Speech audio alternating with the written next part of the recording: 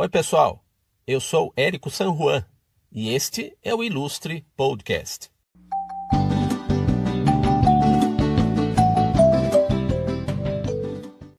O nosso convidado é cercado de personalidades. Hanna-Barbera, Ziraldo, Maurício de Souza, Alfredo Storni. É também cercado de muitos personagens. O Menino Maluquinho, Trash, os Migonautas. Desses personagens ele vai criando muitas histórias em quadrinhos e construindo também a sua própria história. Ele é o Miguel Mendes Reis, ou simplesmente Mig, ilustrador, autor de quadrinhos e doutor em comunicação pela PUC do Rio de Janeiro. Com vocês, mais um episódio e mais um papo no Ilustre Podcast.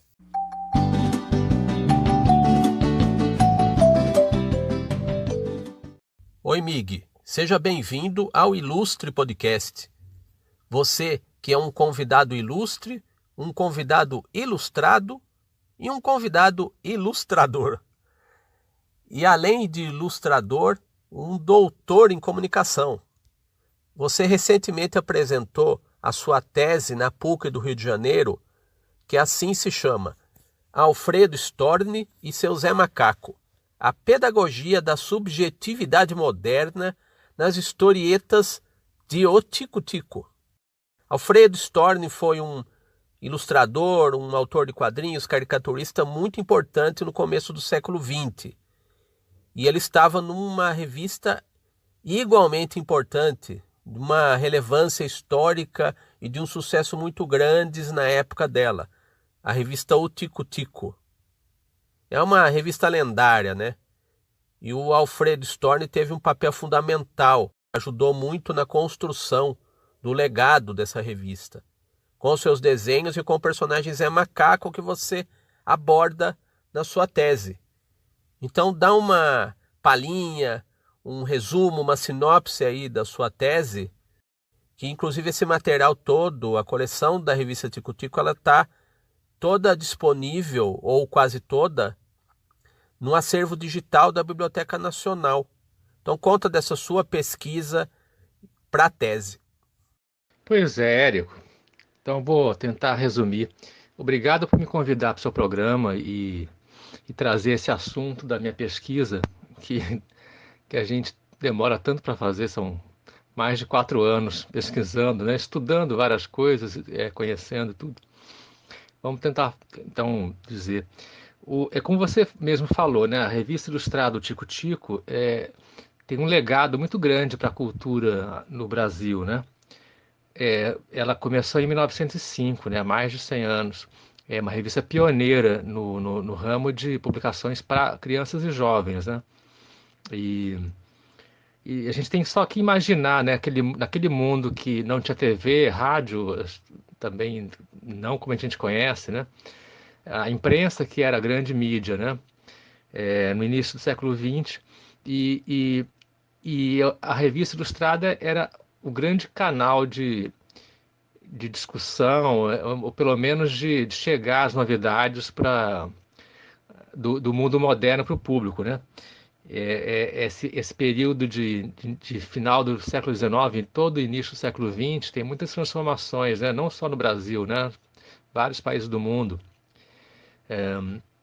A gente estava estabilizando o regime republicano ainda no Brasil. E essas transformações que são da vida cotidiana, né? Novas máquinas, mais transporte mais rápido, comunicação mais rápida, mais meios de comunicação, mais gente vivendo junto nas cidades, tendo que aprender a viver em multidões. E também as máquinas, né? Novos processos e máquinas, a energia elétrica, né? Mais coisas eletrificadas, a luz elétrica que era novidade para a época, o telefone, né? É uma grande novidade, o automóvel, o aeroplano, super novidade, que era fascinante, o gramofone, né? Essas máquinas e invenções que traziam fascinação para aquela pessoa que vivia o início do século XX. E é isso que no grande resumo, é essa coisa da pedagogia da subjetividade. Assim, através da revista ilustrada, suas narrativas, aquela criança, o jovem, né, do início do século XX, ia entender como se transformar num indivíduo moderno, que ficava à vontade, né, com aquelas máquinas e processos novos, com aquele mundo de velocidade, de mais opções, de você ter que escolher sua caminhada na vida. Ou seja, tudo que a gente acha hoje que é normal, que é a nossa vida de hoje, no início do século XX estava em criação, né? Estava em construção. As pessoas estavam vindo de uma vida mais simples, com menos opções e mais amarrada a tradições e entrando nesse turbilhão, né?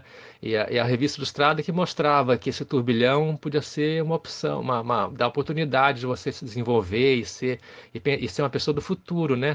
Pensava-se muito no futuro. E o Brasil querendo ser um país melhor no futuro, né?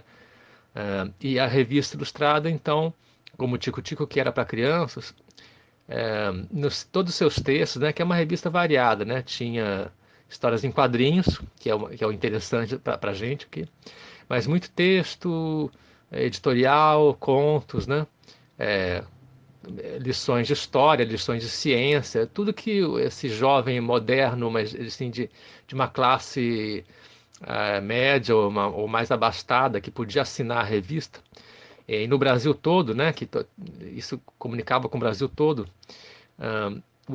tudo que ele precisava saber para se construir como essa pessoa do futuro. E as histórias em quadrinhos, que se pensava que não contribuíam com isso, contribuíam demais. Especialmente, então, essas que eu pesquisei, né? Que eu escolhi pesquisar as historinhas do Alfredo Storni, que era um gaúcho que se mudou para o Rio para trabalhar na empresa que fazia a revista Ilustrada O Malho, que era uma revista de política, né, de sociedade, de variedades. Então ele começou como um caricaturista político, um chargista, talvez. Eles se chamavam sempre de caricaturistas, esses artistas do traço, né, na época. E dali que ele partiu para fazer o personagem dele no Tico Tico, né?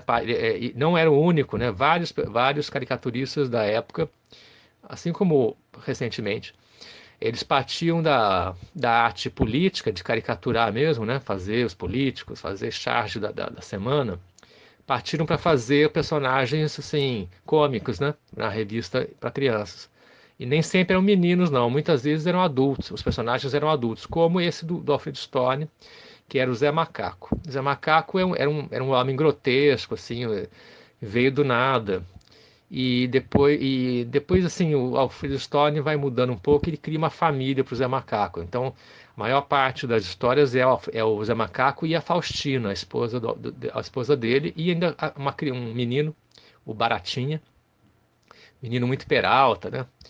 E tinha um amigo do Baratinha que era o Chocolate também. A maior parte das histórias tinha uma família.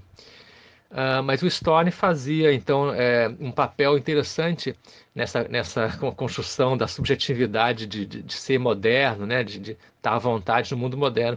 Porque nas histórias do Zé Macaco se mexia muito com experiências de consumo dessas novidades, né? Novidades, não só as máquinas, né? Os processos, mas também os cuidados de si, o lazer, né? Onde tudo que era moda eles faziam, né? Eles faziam e depois faziam uma atrapalhada, né? Era uma história cômica. Eles imitavam sempre. O que está na moda fazer? Eles iam fazer e aí faziam errado, né?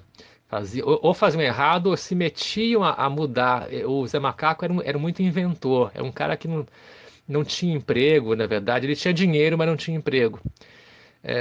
Ele só tinha o dinheiro, que ganhou de uma maneira não explicada, e se metia a fazer invenções. Então ele meio que pegava a ideia do aeroplano e fazia o aeroplano dele. No caso, era um aeroburro, o que ele fez, que é clássico. Ele inventou uma máquina voadora que era um burro.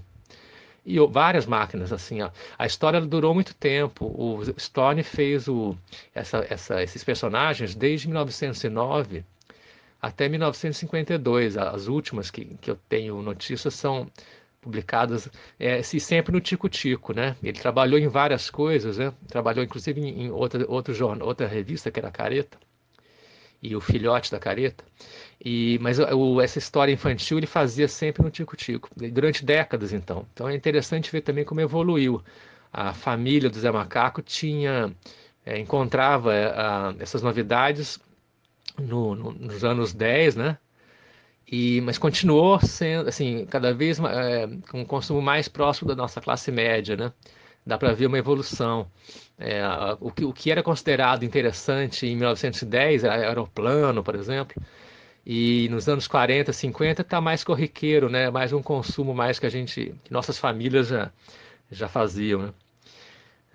E então eu estudei então o Stone, que não ficou tão famoso, né, como outros colegas dele da época, com o J. Carlos, muito mais estudado, né?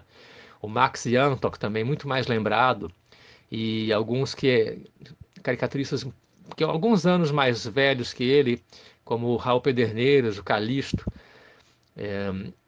que são mais estudados. E eu me voltei ao Alfredo Story até por afinidade, um tipo de afinidade. Gostei muito do personagem, achei que servia muito para contar essa história dos mundos, do começo do mundo moderno aqui no Brasil.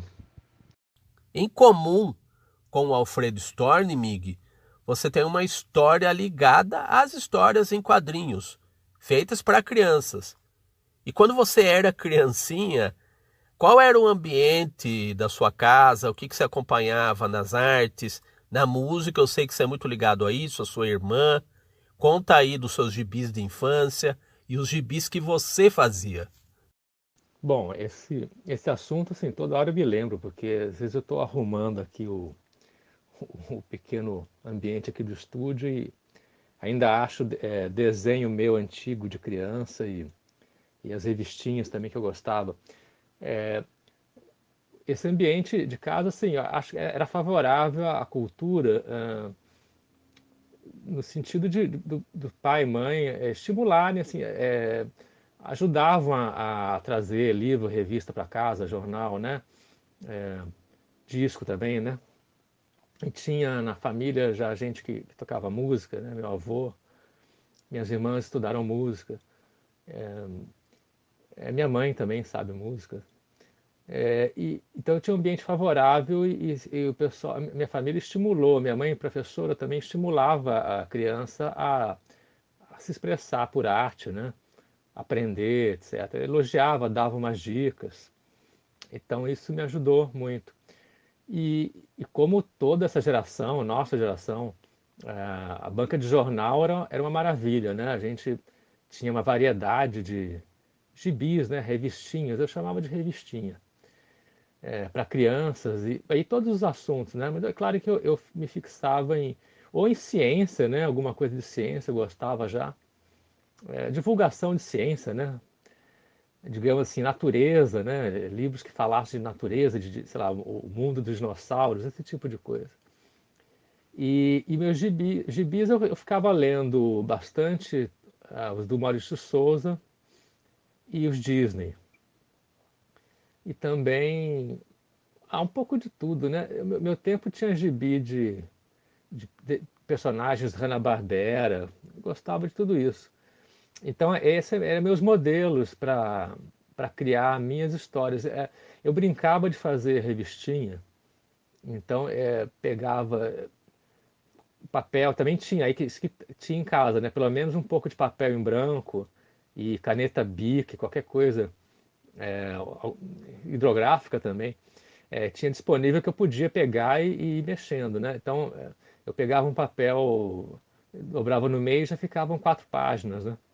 Às vezes eu pegava, né, então, 2 papéis e viravam 8 páginas, né? Dobrado no meio já virava revistinha. E começava a fazer do início ao fim, né? Começava desenhando um título para a revista, já botava o selo da editora, Editora Mi, já fazia a chamada da história, fazia a capa, assim, é um outro raciocínio, né? A criança vai fazendo assim, do início ao fim. E começava, e tendo uma ideia básica, começava. Primeiro quadrinho tem um título e tem um balão, já o personagem já falava alguma coisa, tudo feito tudo sozinho com a minha só caneta Bic no papel em branco e vamos lá. E os modelos eram esses, assim, é o tipo de história que eu queria reproduzir. Eram aventuras de personagens cômicos, né? Sempre comicidade, né? Bichos falantes, né? Como o Disney, né? Tinha muito, e os Hanna-Barbera que eu falei. os bichos falantes e as crianças aventureiras, né? Como tinha na Turma da Mônica e tal. O Ziraldo também eu li, mas bem menos. Eu li a Turma do Pererê na sua segunda temporada, que foi na Abril. Li, mas não era o meu consumo principal. Eu gostava disso e também eu tentava fazer assim o anúncio da revista, inventava um produto e desenhava o anúncio para o produto.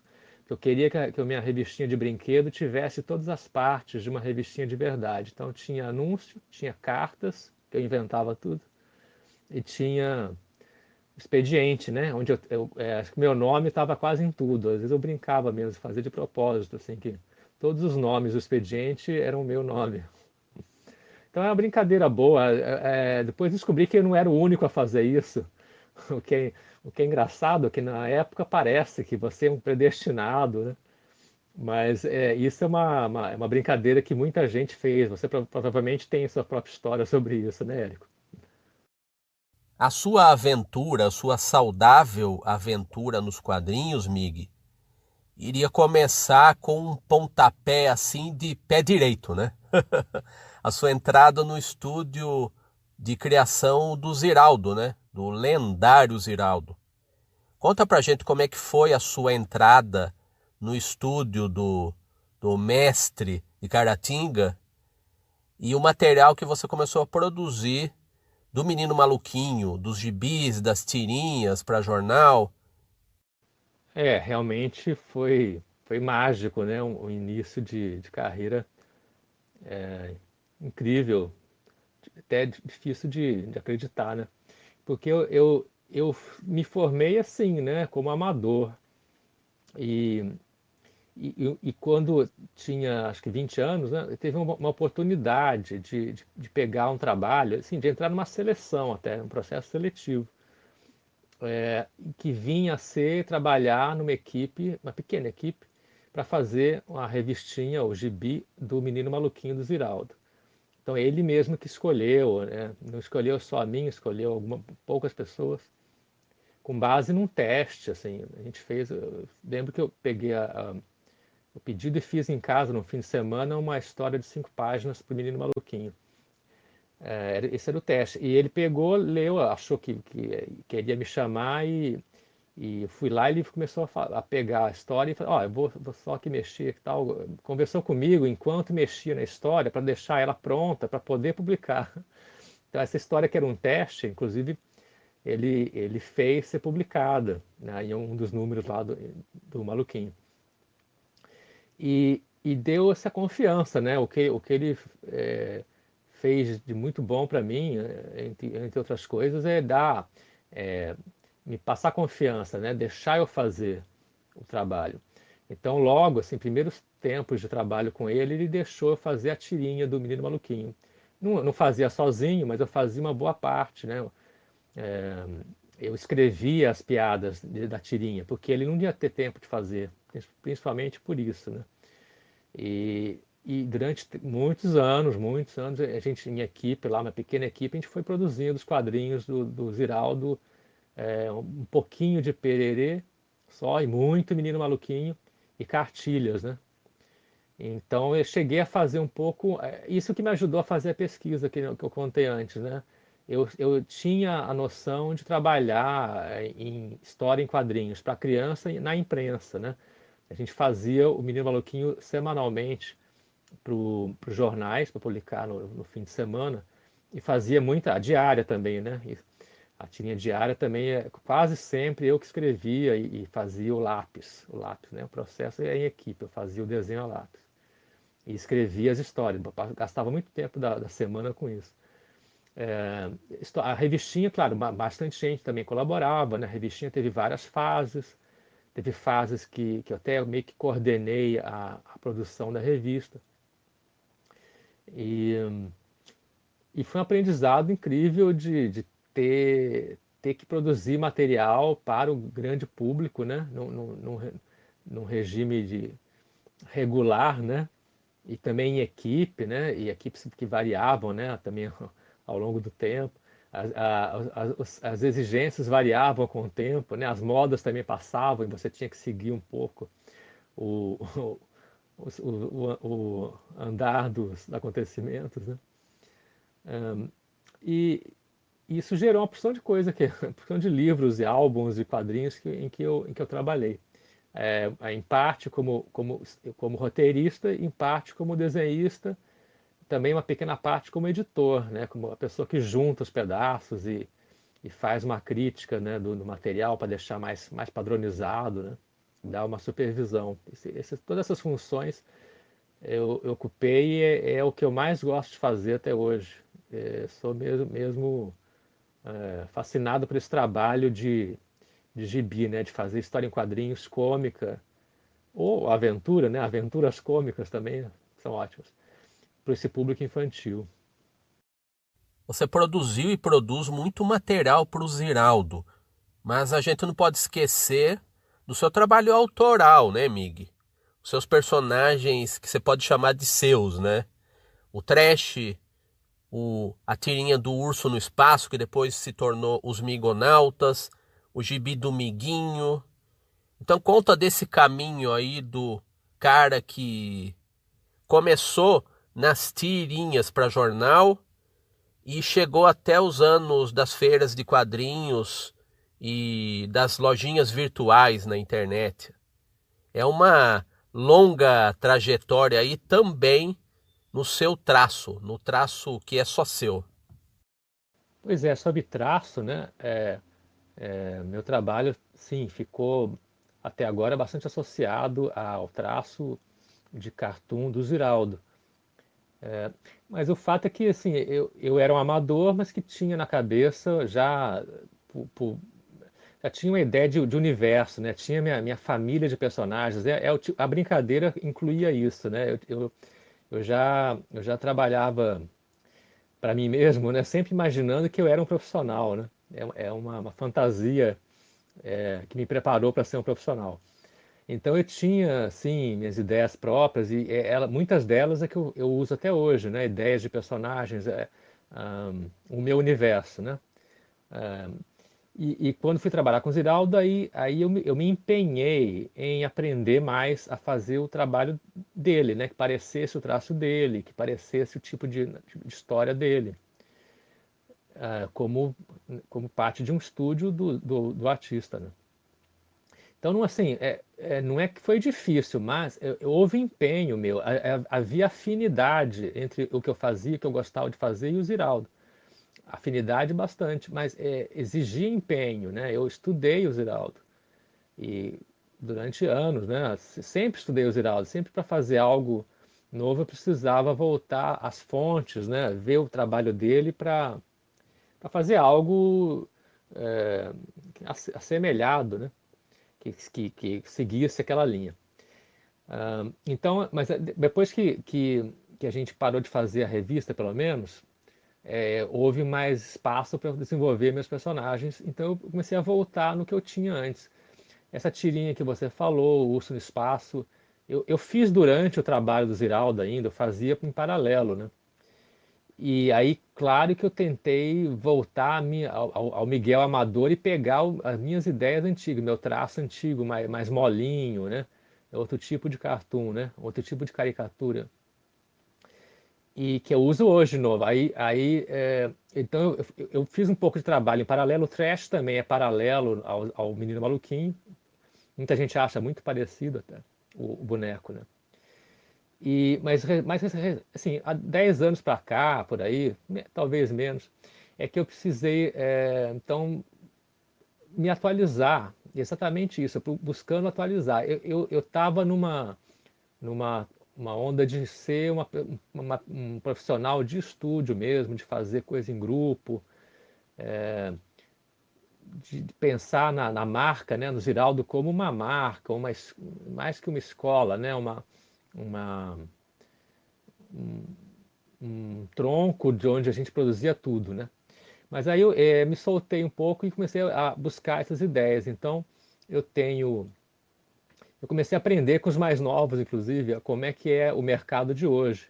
Daí que eu fui fazendo, eu fui meio imitando, né? Estudando e imitando, para não ficar tão para trás. Então eu me empenhei de novo, né? Empenhei em aprender e produzir revistinhas independentes desde o início, desde o projeto, né? A escrever, desenhar tudo, porque não, assim, nem podia pagar, né? Não tinha um investimento ali envolvido. Investir também, imprimir, né? Arrumar um dinheiro para imprimir, guardar, né? Fazer um controle, tá? Guardar tudo e começar a comercializar via canais que são assim, como encontrar o público, uma coisa que eu não fazia. Eu estava naquela onda de trabalhar para uma organização que vendesse para o público, que trabalhasse o público. E eu ficava contente em estar na organização. Mas aí comecei a ver o outro lado, como você vai direto ao público, que esse é o mundo de hoje, né? Então aprendi a frequentar as feiras, onde você fala realmente, você vende o peixe, aí você vira um feirante, né? Exatamente um feirante, tentando rapidamente conquistar a atenção do passante, né? A gente vai aprendendo muito, mas exige empenho, né? Nada é feito sem esforço, não. E eu tenho essa linha aí e eu comercializo nas redes sociais, né? Eu fiz algumas publicações independentes que são um pouco um teste. O Miguinha é um teste, né? Um pequeno gibi, que é um teste de vários personagens. O Migonautas não é um teste, é a tirinha que eu faço sempre, toda semana, às vezes mais de uma vez por semana eu faço nas redes, né? E depois eu junto e formo um livrinho, imprimo o livrinho e vendo nas feiras ou por encomenda. Eu vou ao correio e mando para você o que você pediu lá lá pelo site, você paga no cartão, né? Hoje cada vez tem mais meios de pagamento, né? Então é isso, é sempre aprender coisas novas e se empenhando em aprender para não ficar para trás, né? Especialmente isso.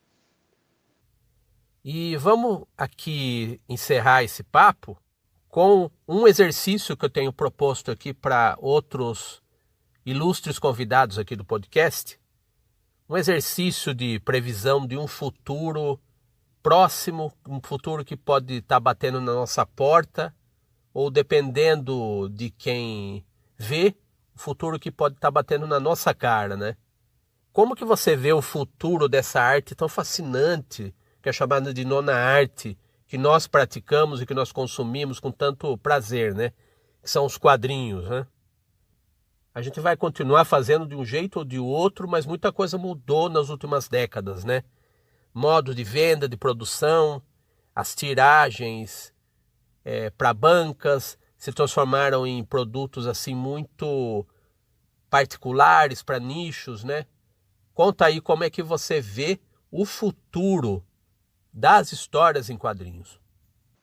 Bom, um futuro próximo, né? Que a gente já começa a ver, né?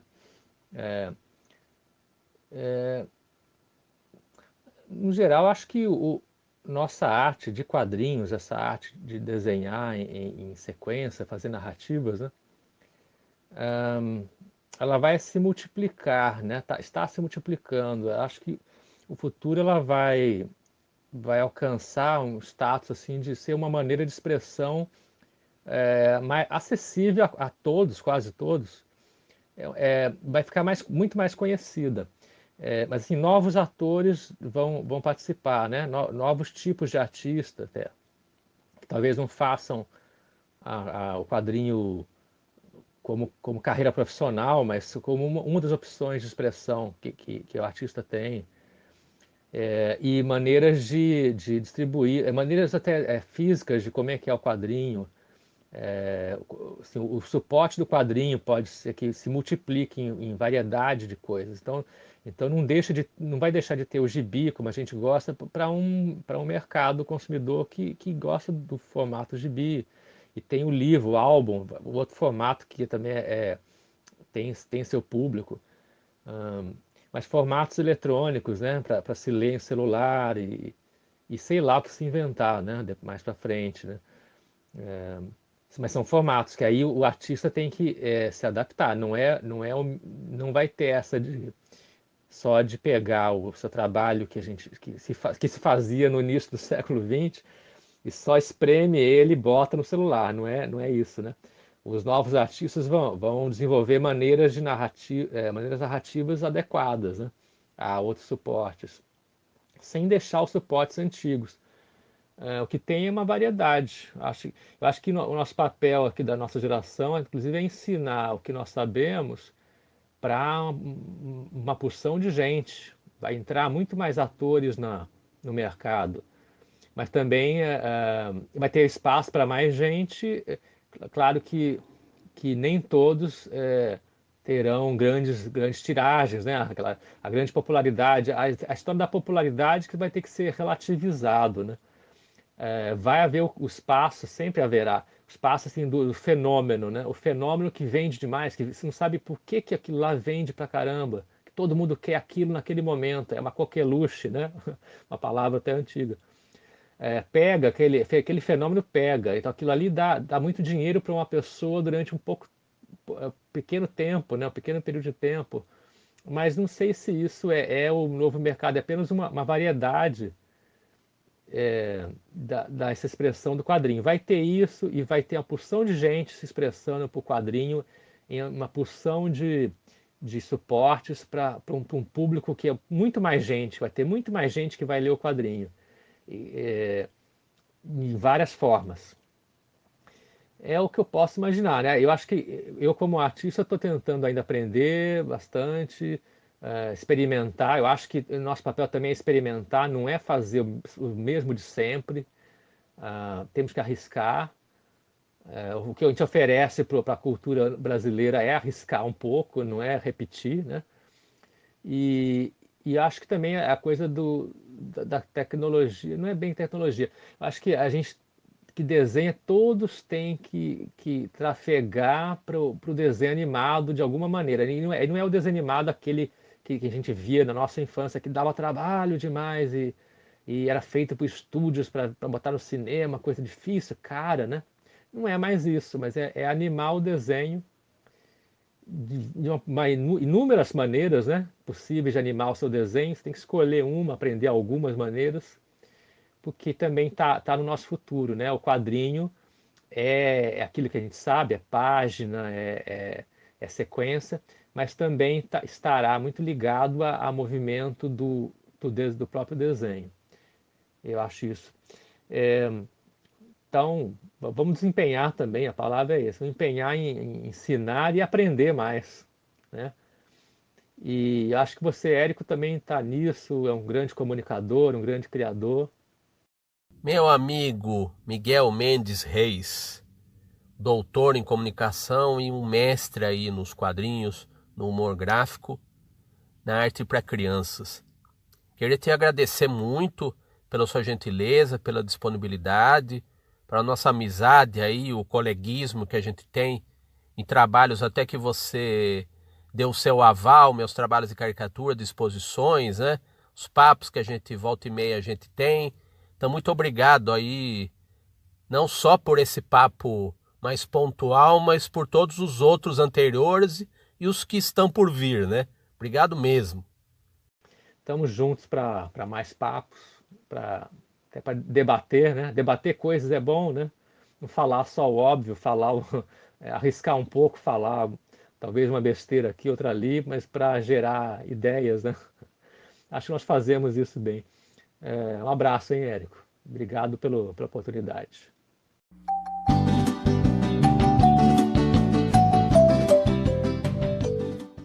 Muito bem.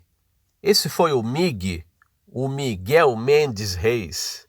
E vamos aproveitar esse finalzinho do Ilustre Podcast e vamos conhecer o site do MIG, migmendes.com.br. No Instagram ele é Mig Mendes Reis, @Mig Mendes Reis. Essas são as centrais de conteúdos do nosso ilustre convidado.